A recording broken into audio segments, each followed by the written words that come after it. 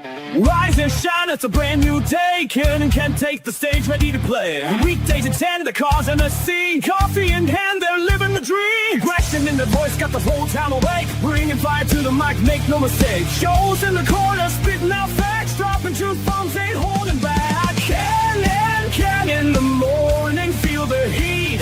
From 10 a.m. CST, can take a seat. Live and loud, that break in the mind.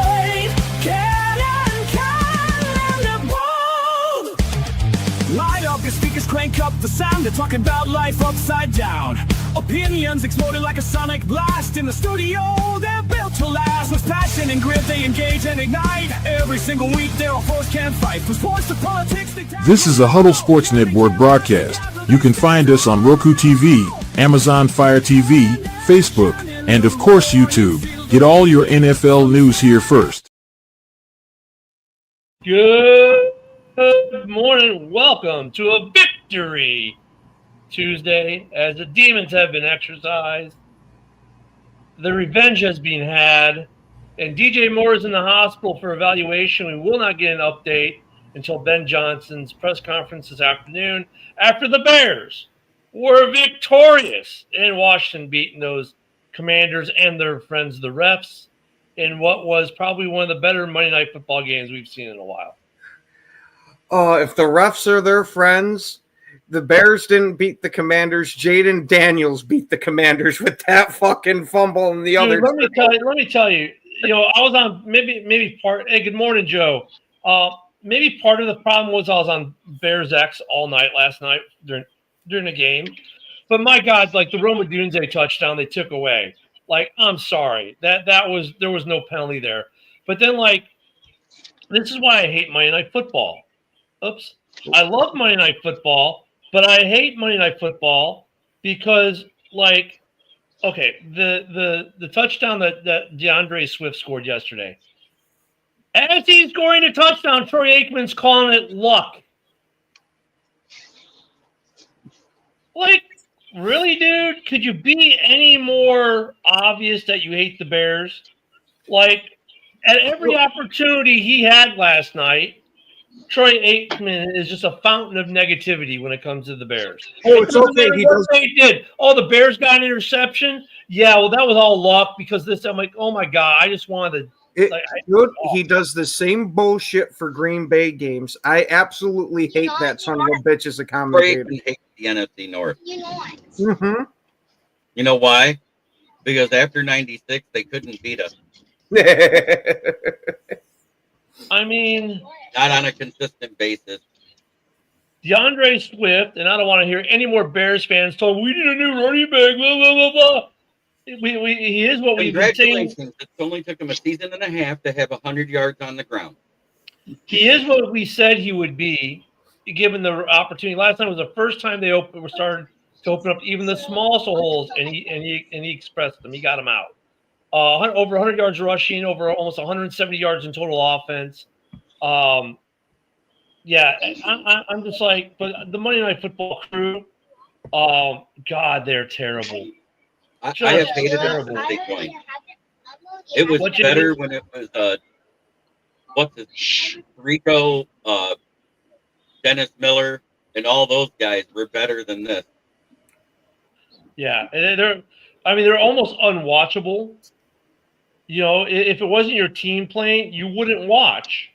They are almost unwatchable. Oh, that's why most of the time when they're on a call, well, not this year because of all the stupid doubleheader games, but I've been watching the Manning cast instead of watching them.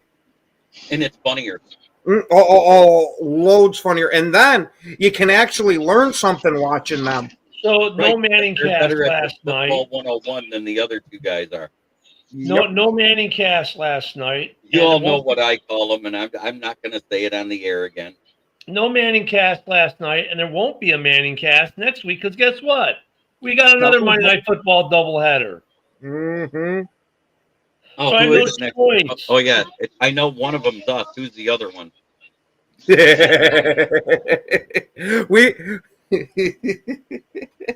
I'm trying to remember because they announced it last night. Yeah, I'm still sending this out to groups here, so I Oh, can't look yeah, at it. I gotta look it up. I'm not remembering offhand. That game though for the Lions and Buccaneers is going to be awesome. But I will say Oh, this. Texans and Seahawks.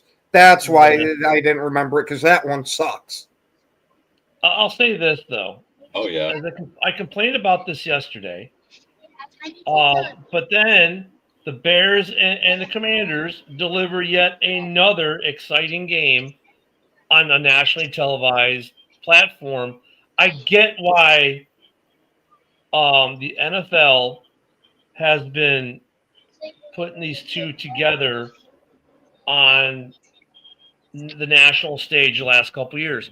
They're all three have been great games for one reason or another. So, okay, I get that. And look at, I know the people who went to the game yesterday that were Bears fans were well taken care of by Commanders fans because they are a very accommodating fan base. They were very good to us when my wife and I were there last year and treated us like family. Nothing but respect for Commander fans. Commander fans have nothing but respect for Bears fans.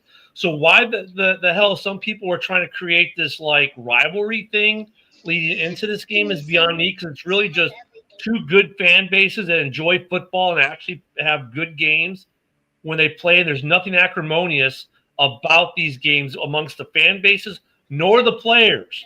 So they need to stop trying to force that. But it was a great game last night. It was frustrating for multiple reasons. I mean, both teams, look at the weather had an impact. The referees were just egregiously terrible, though. Go read my article, John. I didn't say one thing about the refs in it. Yeah, you haven't bitched about them because even in the comments the other day or yesterday, you were giving shit to the Lions fans that were bitching about it. But there's been a fuck ton of them in this group in the huddle group there that have just been running with it. Like, I mean, granted, yes, it's only the second time in NFL history that a team has had 0 penalties called in a 60-minute game. So, is that rare? Yeah, but it has happened before, so it is what it is. Yeah, once in over 100 years. It's like the Cubs winning the World Series. That's how rare it is. Right. So let's really put that in perspective. Actually, it's more rare than the Cubs winning the World Series because that's like, if you think about how many games there are a year, right? Now there's 162. Yeah, 160. So that's like, I mean, that's actually 100 million times greater than the odds of the Cubs winning the World Series once. You know, it's ridiculous. And the refs last night were ridiculous. They called Theo Benedict for illegal formation, and even like when they did the replay, they're like, "Yeah, that wasn't illegal formation." Then they're going to call the Bears on a ticky-tack. Oh, his hand brushed his helmet like this. But then the next play, DJ Moore's blocking someone, and the guy who's blocking's got a fistful of helmet lifting his head up, and there's no flag. I mean, it was bad. There were times where the refereeing was so bad. And look, I get it. It's part of the game. The NFL is going to look at these officials, and they're going to be graded accordingly. And it'll get fixed on the back end. But it's frustrating when you're watching. Good morning, Fred. When you're watching the game, right, and these things are impacting the game, and that's what sucks. And it didn't impact the Commanders, not as much, but they had a couple flags. But there were 4 drives that the refs basically pulled the flag out for and saved them. 1 or 2 of them, I could say, okay, yeah, that's kind of legit. The other 2 are so. The one was like, what, you breathed on them? It was bad. But I mean, look at these refs get filtrated out as the season goes on, as a grading system is in place with the NFL. So some of them will go bye-bye. The game itself was fun. I don't know why they said that at the end of the game, then live on the air, that they said it was the second time there were 0 penalties. Well, to be fair, the broadcast this past weekend, they've given out a bunch of false information during it. Because I was sitting there watching the Packers game. I forgot what it was. But I said to my old man that's in no way true. Like, part of it, because it happened a couple times, but one of them, granted, was a misspeak. It was they had said, well, it was either Cincinnati or Cleveland. They said for Green Bay getting the Lombardi statue. No, it was some random dude in Chicago that had made it. Yeah, and Fred, the NFL has a process with the referees. I don't think they necessarily have a schoolhouse per se, but there is a process. I am going to address the one because the announcer said, well, that call must have came in for New York that took the touchdown off the first drive off the board.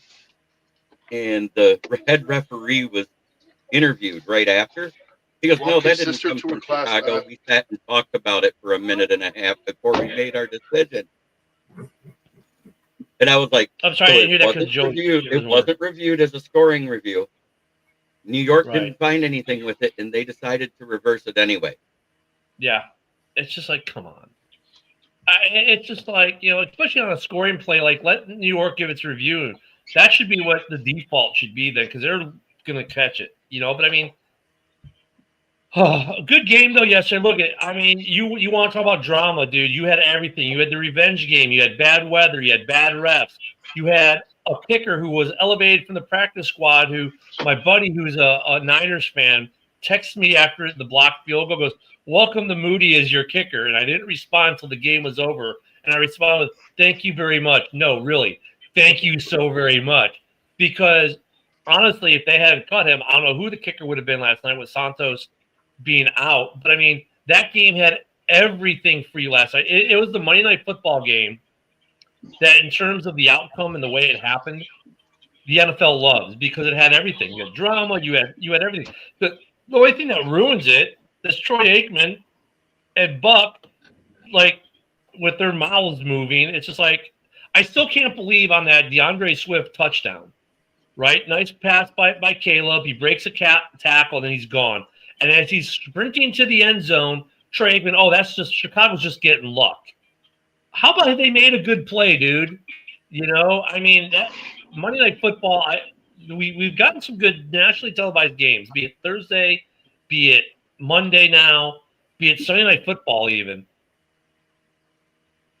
Monday Night Football is the most unwatchable. Like, they got to do something with these guys. Because, like, people can get through Chris Collinsworth, right? People joke about it. You joke about Chris Collinsworth, right, and how his love affair with certain quarterbacks is. But then the same size, he said stuff that you're like, okay, dude, you're somewhat redeeming yourself, right? Like, he's not a complete douche. He's a half a step above Troy Aikman. Oh, I would say he's a little bit more because there are some games, like, depending on who it is, he's actually enjoyable. And then there are some games you're right, he's insufferable. Oh, my favorite is. Here's the thing. I didn't say it wasn't the right call. But what I'm saying is that it's a non-reviewable penalty. So technically, the call on the field was supposed to stand at the time unless New York called it in. Yep. And New York didn't call it in. There was a meme floating around X yesterday, and I don't know who made it at all. But there was a meme going around X yesterday that the author is unknown. But it said, it had the ref with the Commanders about across the chest. And this was a scoring play by Chicago. We've discussed it with ownership, and therefore we must flag it. That's what it felt like. I'm going to tell you, Ken, it's not a conspiracy against you. The refs suck all across the board this freaking year. Well, I've watched Micah get choked out, freaking tackled. We're not going to call. I've seen this shit on so many teams, especially with the major discrepancy between the offensive holding. You'll get some guys that put two fingers on them. Oh, that's a hold. But another guy pretty much gets hit with a baseball bat, and that's okay. Not only is that ruining the product of the field for the fans, but so are these commentators in some cases, right? Like, I'll let you read Fred's comment here because I'm reading it too. Well, yeah, but let me finish this thought, and then Ken, here's the thing. Like, even in the way the game was framed by the ESPN crew yesterday was very anti-Bear. Like they at every shot, and look, I'm not saying they have to shower the Bears with love and la-di-da-di, look how great everything is. But at every opportunity they had to, like, praise Washington and praise Jaden Daniels and praise the Commanders organization and praise them and say, oh, Chicago won't figure it out, blah, blah, and talk negatively about the Bears, they did. Like, and you got to realize this is Monday Night Football. The third biggest market on the planet, in the country, is watching this game, and your tact is to sit there and do nothing but speak negative of that team while praising the other at every opportunity you get. Oh, look, the grass looks perfect. Well, here in Washington, because of Jaden Daniels, who's such a wonderful purple person that people want to sign here. Like, dude, what the ever living hell? I mean, and it's not just those two. I watch other games where, look, I'll watch Lions Packers, and they're sitting there and they're loving on Jordan Love while hating on the Lions all day. It's like, dude, come on, man. Get these biases out. I mean, there's always going to be bias there with some of the crews. I get it. But why are you sitting there going to try to offend at least one fan base per game? Is that your goal here? Because if it is, you're just killing the product. And I tell you what, I wish I would have kept my SiriusXM subscription now, so I could have had the game on the TV and the audio come from that. You know what I mean? But go ahead, Ken, because you need to. I want to hear your response to that one right there. Yeah, that should tell you how much I can't stand Collinsworth. Yes, I know he used to glaze Rodgers, but it's not like he was the only one to sit there and glaze Rodgers. This is also going to the other comment there. Tom Brady even came out to the fact and said that Rodgers was the best passer. But we're going to leave that part off the table. Collinsworth is absolutely annoying with his shit on that. He finds a quarterback he loves, and he absolutely blows them. Like with Mahomes, the Chiefs won't even be on the field, and will sit there and still bring up Mahomes somehow. Man, AW, you are so right on that too, because yesterday there was a helmet-to-helmet hit on Caleb, and I'm like, oh, we're back to the Justin Field rules again. Can't get a flag for a helmet-to-helmet. But if the Bears even breathe on Jaden, the flag goes up. Like the Brisker penalty, I kind of get that. Yeah, it was low as he was pushed down low by the offensive lineman. So forget the pushing him in the back penalty. Throw the penalty for hitting Jaden.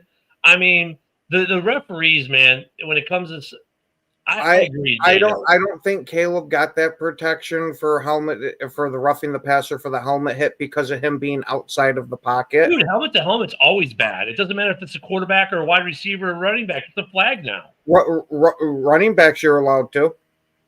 Helmet to helmet? Mm-hmm. Yeah.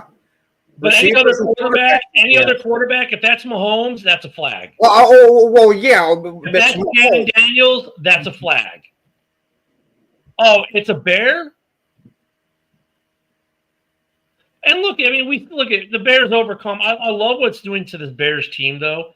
And if you listen to them in post, it reminds me of JB. It reminds me of the Lions last year in the verbiage they're using. Grit, grit, work it through, come together, rally together, never quit. These are the words that the Lions were using last year, right? These are the words that the Bears are using this year. And the Ben Johnson effect, you can feel it, right? These guys, this is the other thing that I've noticed between the Bears of this year and the Lions offense, especially last year, the defense maybe not so much at times, that consistency of emotion. They're even keel, man. They don't ride this train that makes them, that affects their play. They just say, you know what, on to the next play. They don't dwell. They're just, and that's another thing that I've noticed about this Bears team that I noticed in the Lions last year and some of the verbiage they use. So, I'm liking where this team is going in Chicago. Our next up is the Saints. The Saints who have been playing surprisingly well. But I think the Bears will win that game. We'll get to that later in the week. But look at this was I had this as being the toughest game the Bears have in the next 5. And it was on the road, and now we're back-to-back road victories in tough games. I think the Bears are going in the right direction, boys. I was going to say, hey, you got the turnovers that you needed, and you won the game. You did what you needed to do. And it's not. And let's talk about this. It's the first time ever every team in the NFC North is above 500. And Fred, to your comment, no shit, because I looked at the power rankings this morning. The Bears didn't even move in the power rankings. They stayed at 18. Washington, same spot. Really? Do you think Jaden Daniels looked a little bit rusty after coming off that injury, or maybe not rusty, but like a little bit? The second game back. Yeah, I don't think. Do you think he looked a little bit? That's why I said rusty is a bad word, wrong word. Maybe off. Yeah, I think the rain there massively affected Jaden Daniels. Well, and the Bears defense too. Like, they did a good job. I'm not trying to take anything from them. I just like, usually you see Jaden Daniels, like, when it's crunch time, he elevates his play and he makes those kind of like the plays that they absolutely have to have. He makes them, and like, I mean, he did some of that last night, but he also like, I don't know. He didn't look like the usual Jaden Daniels to me. Look, I think the weather affected both quarterbacks, but the most evident play where maybe you could say was a factor was that final fumble. But you're right. Give the Bears defense some credit because they were good on the run yesterday. Spidey was back. Edwards was back. And the difference with those two guys being back in the lineup was evident, right, in the defense. Because there were a couple times where Jaden went to escape and Brisker's right there in his face. Because now Brisker can come up more than he used to, right? Or Edwards would be there to stop it. So the defense was a lot better against the run. Pressure-wise, I mean, but dude, there was that play, was that in the fourth quarter? Like, Montez Sweat literally ran right past him. I mean, he ran right past Jaden, and you're like, dude, the quarterback, you ran past him. So there's still some of that, but the defense played a lot better. And the other thing that happened yesterday for Chicago that was good, that offensive line created holes. They actually got, for the first time this year, on running plays, they got pushed. They got seal on the edge. They created opportunities for their running game, and that's why the Bears won that game, to be honest with you. Passing day. The weather also, Joseph, it affected wide receivers. Tell me Zacchaeus does not make that catch on a dry day. He does. And he's put the ball right on him. Yeah. So there were a couple for both receivers on both teams where I think the rain kind of played, or the weather, the elements kind of played a little bit. But once again, that what I loved about the Bears post game, made no excuses for the weather. Like, we just dealt with it. And I'm sure if you ask the Commanders, they'll tell you the same thing. We just dealt with it. So, yeah, it was good. Yeah, Dorn, look, I don't think Dorn says, Caleb looked horrible. That's what Dorn's going to say. One thing I did notice in the fourth quarter that I thought, like, the Bears did a good job of was shutting down they didn't let Jaden Daniels escape for big chunks of yards. Like, he would get 2 or 3 yards because they would, they had somebody constantly, like, paying attention to him. And as soon as he would try to break out, and I think that might be why I say, like, he was a little bit off, was like, he didn't have the running lanes that he usually has, or, like, you know what I mean? He didn't make as much of a difference with his feet, especially in the fourth quarter. I felt like he didn't make as much of a difference with his feet. Joe, there's another thing. Keeping them to like 3-yard gains. There's another thing I think that contributed to that. So a lot, the play action stuff with on the play action stuff, even if it was a run play, they were still hitting Jaden. So, like, what I'm saying? Like, the guy he turns and hand the ball, and then you turn around, he doesn't have the ball, the running back does, right? They would get the running back, but at the same time, they'd hit the running back and Jaden at the same time. They were putting they were Max Crosby in them, if you will, because Max does that too, right? Max always touches the quarterback no matter what, right? Yeah. Hey, I'm here. The Bears were doing that to Jaden last night. Like he would do a play action, and they would still tag him. Oh, well, we thought you showed the ball. You were selling the fake, and they got away with that. And whether that's legal or not, I don't know. Maybe we'll have to get a rules expert on that one. But I mean, they were doing the Max Crosby thing, and always. So I think that made a difference. So they always made an emphasis to make sure that there was a body going at Jaden, and I think that affected him too. But look at what about the running back? What's he? Fred?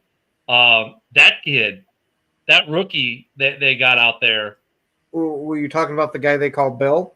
Bill, there you go. Bill, Fred. Yeah, I just see Fred. Bill. And I'll tell you what, they got themselves a good. They did well in the draft with that kid. That was a good diamond in the rough. And Monange, another 7th rounder, did well last night too. But Bill, I think we're going to be seeing a lot of that guy. Start picking him up on your fantasy leagues. Hey, I wanted to know what JB had to say about this because Dorn said your team can't beat good teams. He was addressing Fred, but Fred's a Lions fan, on your right? schedule. Yeah. Yeah, I know. I thought you would have more for him than that, JB. Like, I'll say this again: you play who's on your schedule. You don't get to make out your schedule. Well, JB, you can also say they can't beat You play who's bad on your teams. schedule. They tied a bad That's one it. and lost to another bad one. So I mean, come on, it's like Because the Cowboys didn't even beat the Panthers. Now, Bill. I'm just Bill, saying. I know I was Bill. going to say we sure beat you though. well, hey, but I know the Bill. same Falcons. That's okay. Hey, and I The same admitted it, and I gave you the good same game on that. Falcons. The same Falcons that lost to the Panthers 30-0 just came and beat the Bills last night. And I was going to transition that because Bill's asking that, and thank you for getting me off the Bears rant, Bill. Dude, what the hell is up with Buffalo? I called. Didn't I call it yesterday? I said due to injury. I said when you lose a game that you're supposed to win, sometimes it can carry over. It can have that hangover effect. And I also said if it wasn't out of the realm of possibility that the Falcons could win if they played good football offensively, if Penix had a good game. And look, Drake London had like 150 yards receiving. Bijan had like 180 yards rushing. Yeah. I mean, defensively, I get it. The Bills have some issues in the secondary. We all knew that, right?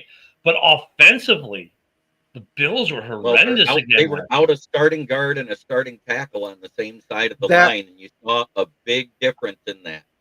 That was the major difference for the offense there because Allen was constantly getting pressured in that game, and they didn't allow him to put his Superman cape on. That team goes as far as Josh Allen takes them. Yeah. Mm-hmm. Right, and if he's under pressure like that and can't escape the pocket and make things happen with his legs, you see what happened. James Cook is not to take over the game back like everybody thinks unless the O-line is solid. Yeah, they look at the entire AFC is upside down from what we thought it would be. And John, to answer your question, is there any solid team in the NFL today? Yes, the NFC North. Yeah, well, I still got this weird feeling with what we've saw this year. You're going to have a shit ton of teams either fucking 9-7 or 7-9. It just kind of has that feeling with the way it's working There out. is a good dichotomy. You're right, Ken. There is a good dichotomy in the league. Like it's always been like that. With the level of the difference between the first place team and the last place team is sometimes one player, and some lucky calls that go one way or another. Like last night. Look at the last two Washington games the Bears have had. Last year, it comes down to a luck Hail Mary play. Last night comes down to a freak turnover on a bad exchange, right? That's how the NFL is in general. In general, it's like that. But, I mean, as far as consistency, the NFC North is probably the most consistent division in football right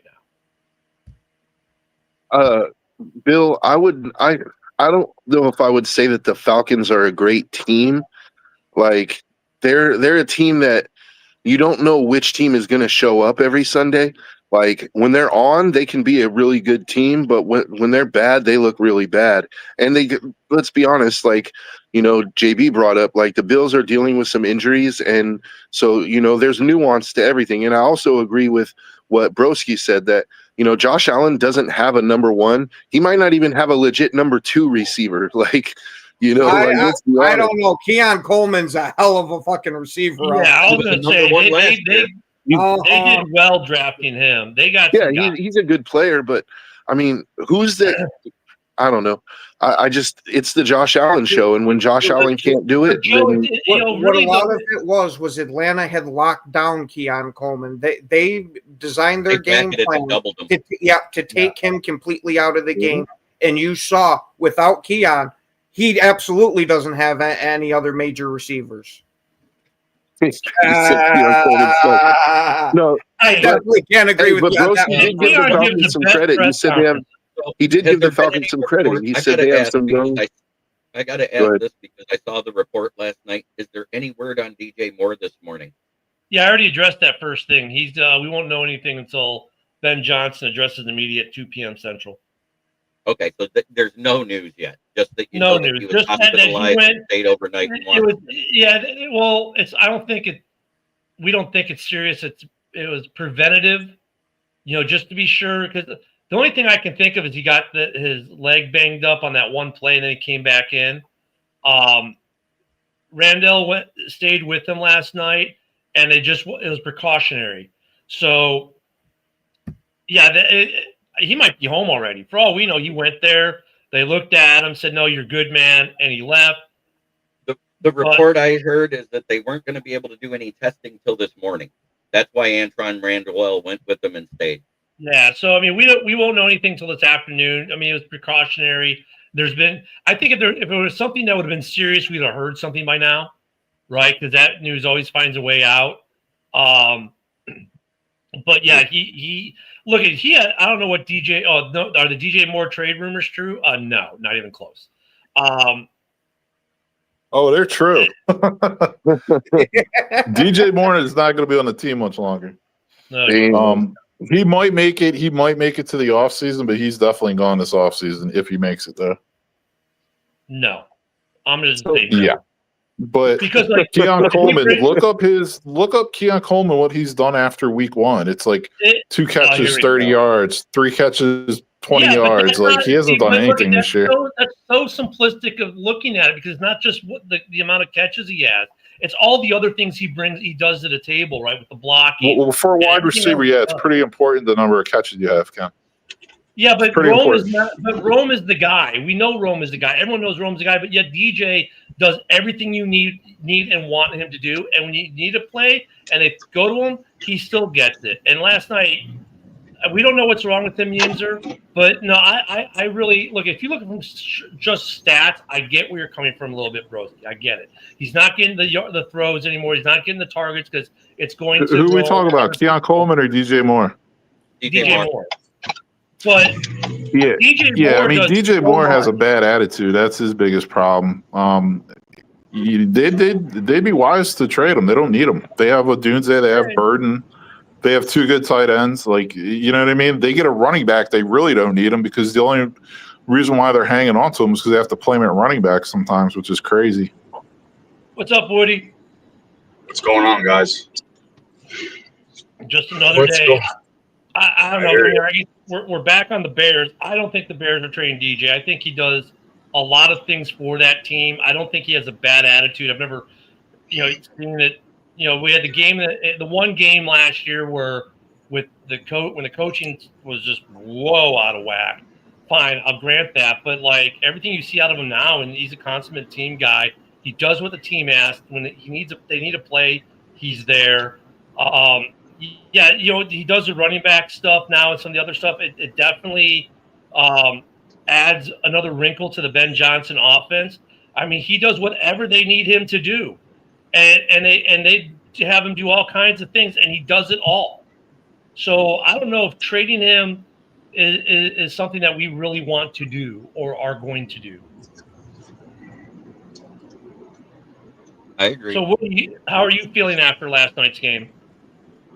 Well, that was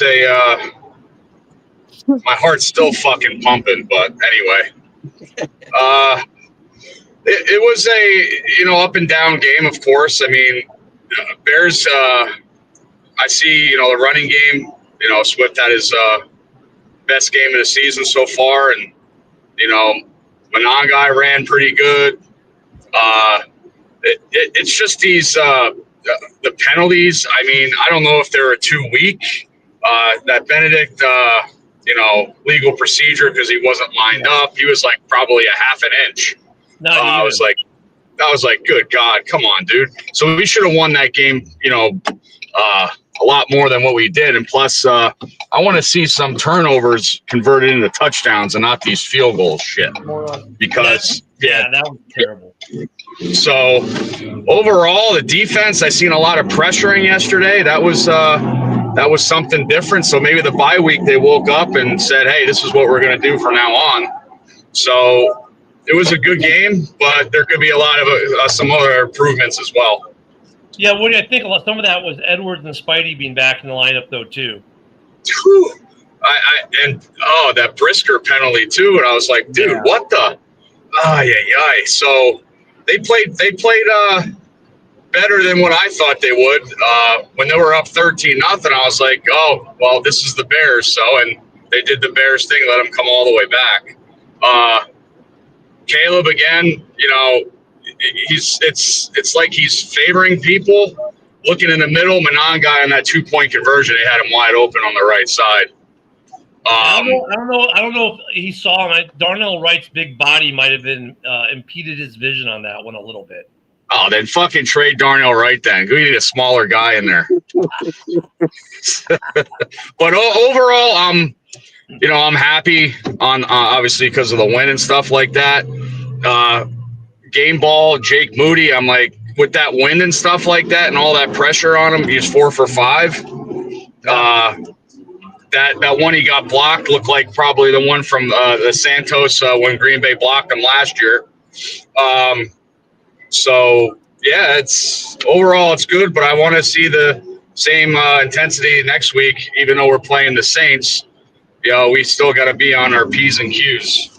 I think with the blocked field goal, when they looked at it, they got through. They just got through. The line just did not hold at all. They got through. It doesn't even. I mean, that was bad. And that was on the operation on the line. They got through, and I don't think it mattered what angle Moody took. They were getting that ball unless you could put it straight up 90 degrees, and still get it. But they got through on that extra point. On that field goal. I don't know the stats this season for blocked field goals, but it seems like this might be the season of blocked field goals, man. There's been a lot. Yeah. So far, there's been a lot. There are 2 more, and we break the season record for blocked field goals, and it's only week 6 done. It's probably going to happen, dude. It's going to happen. Oh, I know. That money is going to happen. Yeah. So, that's what I'm saying. I have to keep saying it's going to happen. Because all I'm thinking is those 2 blocked field goals are going to be Green Bay field goals. So I guess we'll be talking about this on Hallis Hall on Wednesday. We'll talk about, is there now a kicker controversy in Chicago with Cairo and Jake? Jake Moody was a 3rd-round pick just a couple years ago. A little inconsistent with San Francisco, but he was pretty good in his debut. He's got a bigger leg than Cairo does, so that's something we can talk about more on Wednesday night for certain. But yeah, they need to convert more of these look at the Bears. That's the other story. Another game with turnovers, 3 turnovers. The Bears have been really good at generating turnovers this season. I don't know where we are in the league standings now, but we're probably 1 or 2. I'm not keen on this Deshaun Wright guy yet. I mean, he came on strong after the half and in the second half of the game, but. If we go after anybody, it better be a cornerback to fill in for Jalen Johnson, because I'm not keen on this guy. I get what you're saying. Like there are some plays like, wow, he just made a great play, and then there's other plays like, dude, really? Yeah, right. Yeah, but that reminds me of? It reminds me of Tyreek Stevenson last season. Yeah, I was just going to say that, and hats off to the Bears rush defense. I mean, again, this bye week, Ben Johnson must have let laid the law down on coaches, players, and everything. It says this is what's got to get done because that rush defense, I mean, was awesome. Subtract Jaden Daniels' runs yesterday. How many yards did they have? Not too many. No. And here's the interesting thing. So last night the graphic was the number one rushing offense against, or a good rush. Yeah, they were number one rush offense, weren't they? Something like that. Worst rush defense. Yep. And then good rush defense against bad rush offense. And it was like the roles reversed in that game. The Bears were able to rush when they needed the rush. The Commanders weren't. The Bears were able to stop the rush when they needed to stop the rush. The Commanders couldn't. So that's what I love about the NFL this season, guys, because look, it's like I said a couple weeks ago, the Bears or the Packers destroy the Lions, who destroy the Bears, who destroy the Cowboys, who tie the Lions or who tie the Packers, who lost to the Browns. They got destroyed by the Lions. That's the dichotomy of this league. It's like you can't just say, well, you lost to this guy, we beat this guy. No, because you know what? The guy you're losing to, the other team's beaten, and the team that you're beating or you're losing to, the other guy's beating. The dichotomy is so off the charts. You know what this is a perfect example of, and it gives me a beautiful tie-in for Joe and I's show, MM Maniacs, is how many times do you hear fight fans say, well, this guy beat this guy, so he should be able to beat him. Oh, my God. When styles don't match up perfectly. Hey, Ken. It's called MMA math, and it doesn't work. Ken, I was thinking about that too, because when these favorites in the MMA or UFC matches, you better bet on that underdog. Unless it's Ilya Taporia is the favorite, don't bet against him. Did I hear that called right? MMA meth? Yeah, they call it MMA math. Yeah. I mean, the dichotomy in this league is bigger. Even the bad teams. Like, look at the Bears and Austin and I are going to talk about this for 2 hours. I'm going to go on his show and he's going to come on House Hall. Like you look at the Saints. And, you think, oh well, they're a losing team. That's going to be a dog walk. Dude, the Saints have been in games. The Giants are a team that you look at your schedule like, yeah, whatever. Now all of a sudden they're in games. You look at Cincinnati, who should have been a dog walk the last 2 weeks for NFC North teams. They were actually in games, right? I mean, even the bad teams, there's that dichotomy that the records don't show it, but that's like last year when the Bears were in this losing streak. It's not like the Bears were getting destroyed. They were in games. They were a good team that wasn't getting good results. This year, they're a good team that's getting good results. It can be that simple, like that one play that didn't go your way last year, but goes your way this year. That's the difference in these games.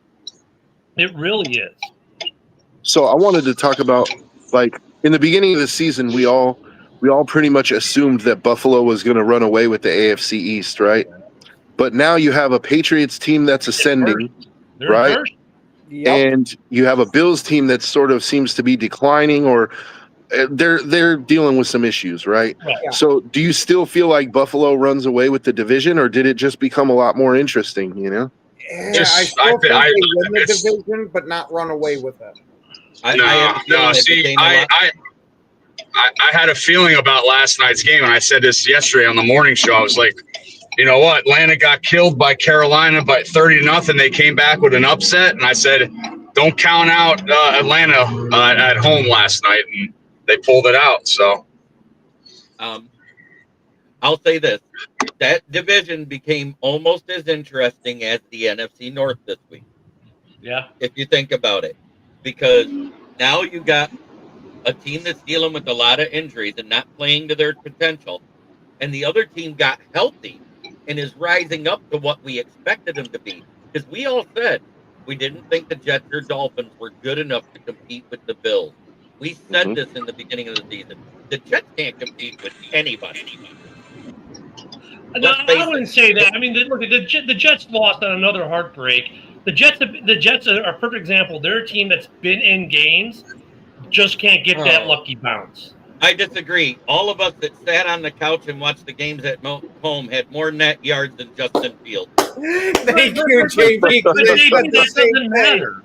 But JB, that doesn't matter. That game came down to like the very end of it to decide it. They are still even with the bad passing day by the negative 10 yards, whatever, and all that crap, the Jets are still in games. They're not getting blown out 42-6. They are in games. They're competitive. They're not getting the breaks this season at all. Now with it's Jets defense though. Really, you got to think about it. And with I think Justin Fields ended up with 44 yards. That's Chicago days right there. Yeah, he couldn't even run last week. That's how 9 times he got sacked. 9 times. That's like Lamar.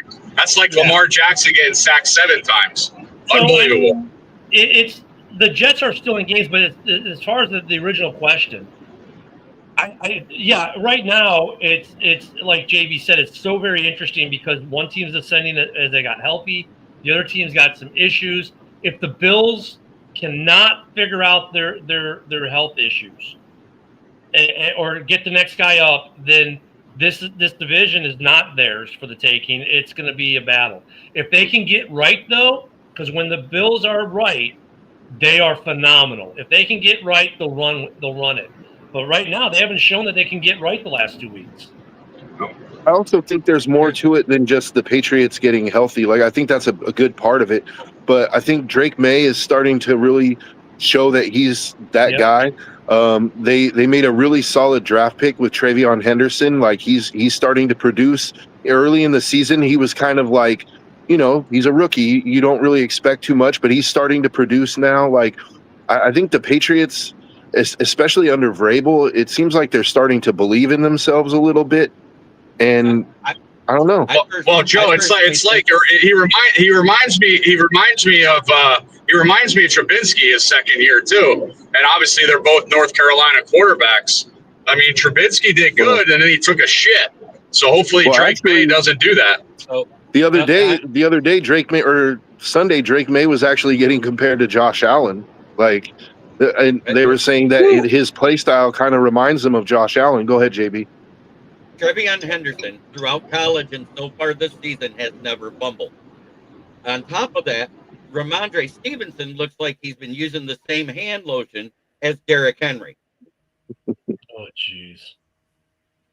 Yeah, Mike Vrabel going to the Pats is definitely the key to their success right now. And I think Drake May taking that step forward also, like, I've been pretty impressed with Drake May this season. Like, the opening game against the Raiders, he didn't play terribly great, but ever since then, he started to find his footing, and like, I think there's something there, man. So, Joe, I want to go to Tri-State here. Have you heard any rumblings of that? I mean, I've been hearing rumblings that he might get traded all season so far. I don't have anything concrete. Like, I haven't heard that he's getting traded to Pittsburgh, but it wouldn't surprise me because he wanted out. The Raiders are not going to pay him the money that he's looking for. He wants $30 million. He's not worth $30 million. He's not a true number one. And especially if you look, he's disappeared over the last few weeks. Like, he has not. If he was having 100-yard games and we were losing, that would be one thing, but he's kind of just fallen off the map. So I wouldn't be surprised if he's a trade deadline kind of, candidate. Brian Branch already received a 1-game suspension and a $50,000 fine for throwing the punch. That was from the NFL? That was from the NFL per Adam Schefter. Man, that's early because usually isn't fine day like tomorrow? Yeah, they did it. Money well spent. They did it yesterday at 4 p.m. It was announced. What was announced yesterday, we have to address this. Zadarius Smith saw that he has to play the New York Giants after getting we addressed that yesterday. After getting brutalized by Cam Scatabo 4 times, and he said, "Fuck this shit, I quit." Yeah, we addressed that a little bit yesterday that he up and retired.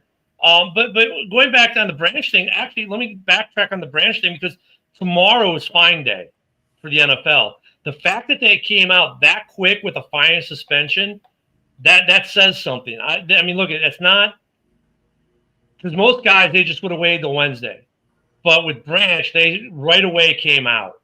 On Monday. When you're beating the shit out of the guy after the game's over, you got to take a good stance against that. I'm wondering, though, JB, because look, there's some writing on the wall with that, right? When the league does that, that's the league making a statement. Are the Lions planning? Have you heard anything? Are the Lions planning on doing anything additional on top of what the NFL did? I have not. I heard that Dan Campbell took him aside after the post game and everything was done in the and whatever happened in the locker room. I don't know what happened between that. I'm leaving that as in office stuff. Let them handle whatever it is. But now Brian Branch comes out and says he's going to try to appeal the decision. And I said, this is fucking stupid. Yeah. And I'll tell you why. He threw 4 punches in that game at the end of that game. Like, so take your 1-game suspension. The fine was already issued, John. The fine and the suspension was already issued. They were making a statement. If he appeals this and it goes bad, that means he could get 1 game per punch. I mean, just like learn from Jordan Addison. You know, Jordan. Like, I mean, for all the shit we give the Vikings about Jordan Addison, don't say that. Jordan tried to appeal it too. He just got told he wouldn't win, so he dropped it. And I think that's the same but he took it. thing. Who was the other guy who got suspended? There have been a couple who've got suspensions. Like, whatever. Okay, fine, I'll take it. Like, especially the 2 or 3 game, 6. I mean, this is like every other. This is like. Let me finish the thought. This is like Ben Johnson trying to throw the red flag on a play that even if you won it, you lost it. That's what this Branch thing is. Like, even if he wins it, he loses it, and he knows he's going to lose it. So why throw the flag? I mean, come on, man. Sometimes you just got to learn when to shut the fuck up.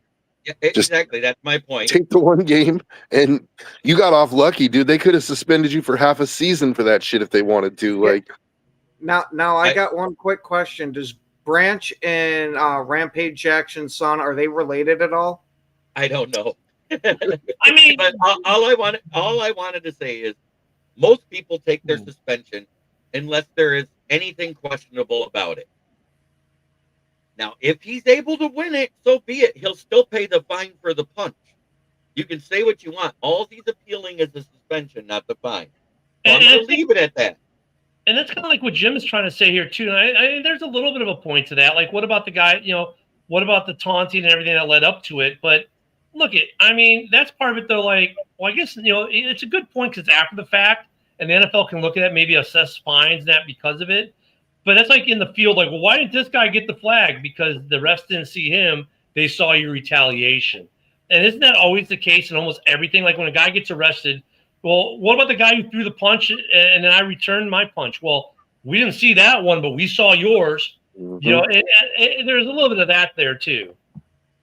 It's like that movie Black Mass with Johnny Depp when he plays Whitey Bulger, and he's telling his son, he's like, you didn't get in trouble because you punched the kid in the face. You did it because you got caught. He's like, hey, all I'm saying is you got caught, take your lump, and sit out the 1 game and be able to come back after the bye. That's what I'm trying to say.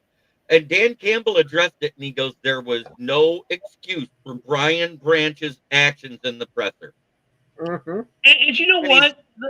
The other fines could still come out Friday.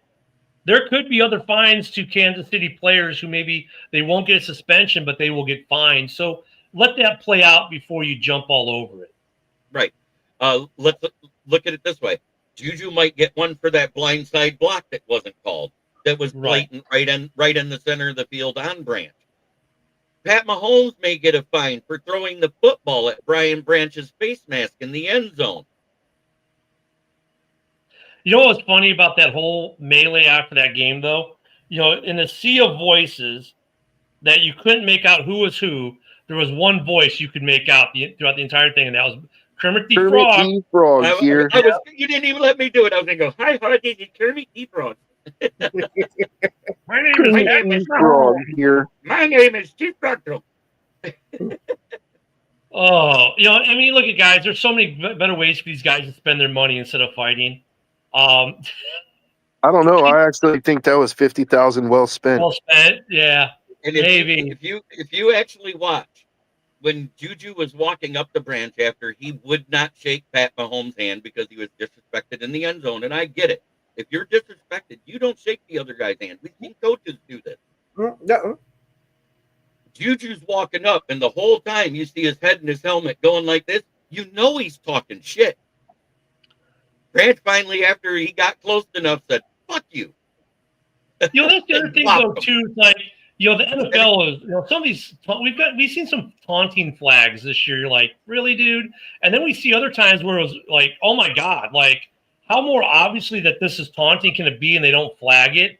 The problem I'm having with the NFL right now with the refereeing in general, and last night was no exception, and this has been a problem for at least the last 3 years, maybe 4. It's gotten progressively worse, is the inconsistency of how the game is called from game to game. It seems to be getting worse, not better. And John, I'm not crying. I'm saying he should take his lump. I'm not defending him. I'm saying what he did was wrong.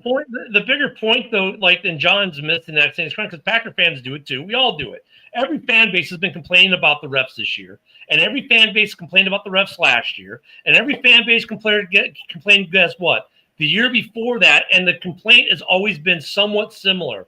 The consistency of play calling, of what gets a flag and what doesn't get a flag, is not consistent. They will flag you for even breathing on Mahomes, but Love or Caleb can get their head taken off, and there's not a flag. They'll flag someone for staring at someone after a touchdown, but they won't flag the other guy for throwing the football at his feet.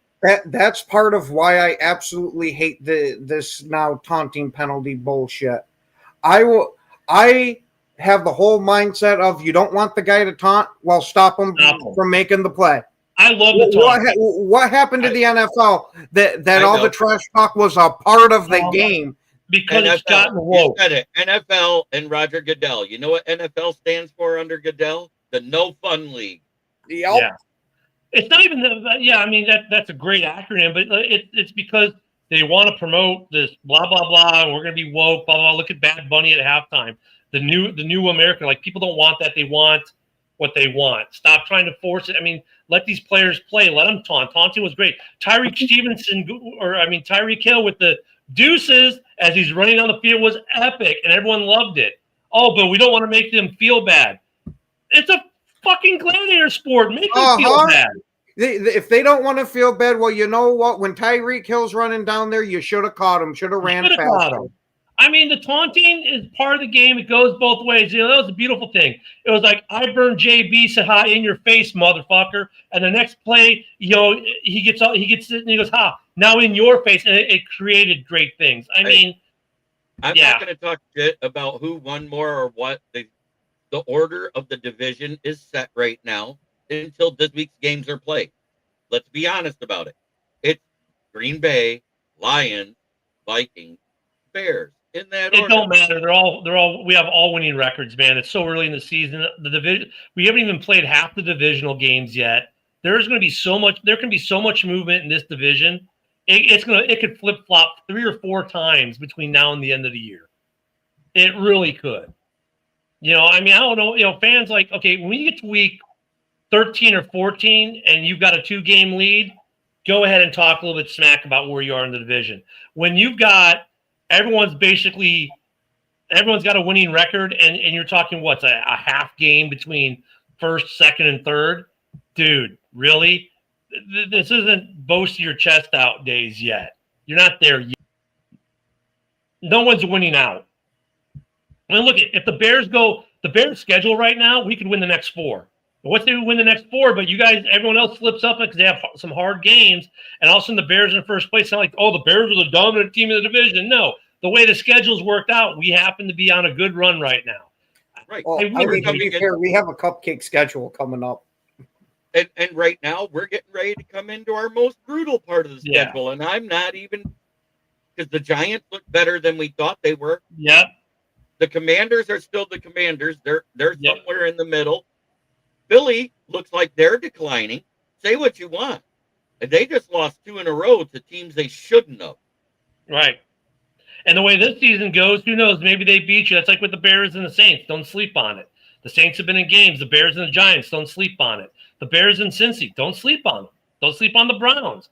All these teams can beat you. That's the beauty of the NFL. And we're out of time today. Don't forget to join us tomorrow again for Ken and Ken in the morning. Tonight, JB and myself will be on the Driving to the Top Productions roundtable, and we'll be back here tomorrow for another full game Yinzer, we'll talk about that, of course, as well on House Hall tomorrow night. Guys, thanks for everything. Oh, we got to get the Jim Jack. There we go. Yeah. There we go. All right, guys. JB is next in about 30 seconds or so. So he just exited the setup. We'll see you guys tomorrow. Have a great day, everyone.